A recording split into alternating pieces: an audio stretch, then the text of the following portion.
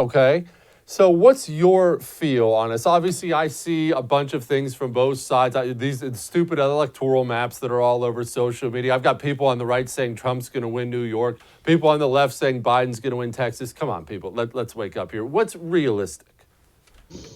So if you look at just early returns, and this goes back to the fact of talking about the messaging from the left and the narrative, there was the narrative, we have to show up. We have to be voting. We have to have all of our mail ballots in. Remember the big mail push. Everyone needs to get in a mail ballot. Everyone needs to return their mail ballot. And in early returns, that did show. Democrats jumped out to an early lead in a lot of states. In California, for instance, I mean, it was like a 40-point lead for Democrats in a lot of these competitive districts. However, in some of these competitive districts, that number shrunk down to 8 going into Election Day. So a 40-point lead now suddenly becomes an 8-point lead. It's a problem. So if you look at states that like the battleground states of Pennsylvania, Arizona, Nevada, Texas, Florida, Georgia, North Carolina, Ohio, Michigan, Wisconsin, Iowa, and Minnesota. Of those states, Trump leads in 5 of them in early returns.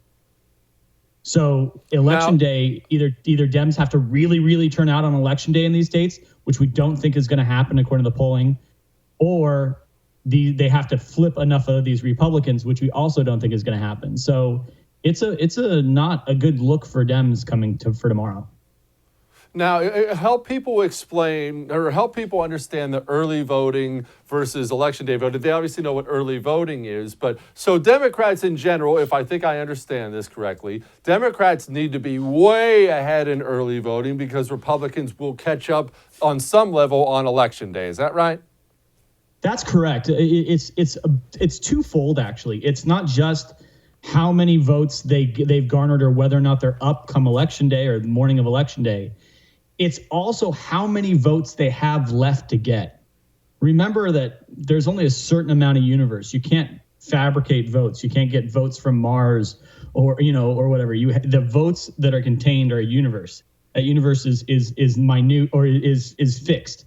And so, for instance, let's just take into consideration that, like, in the battleground states, right now we're at 1.56% more votes cast in Nevada than in 2016. So there's an additional turnout there. But if we use a 2.5% to 5% increase in turnout, they're still short 19.48% of the total vote they need to win, essentially, or that will be cast in Nevada, or between 19 and 22% short. However, if you look at battleground states like let's talk Pennsylvania for a second.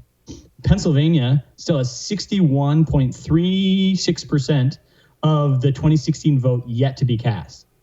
If we use a 2.5 or 5% increase, that's 63.41 to 64.62% of the vote still to be cast in Pennsylvania. Now, Democrats have a huge lead of like 45, 43 points in early returns in Pennsylvania. However, if Election Day goes 2-1 to Trump, it's a different race.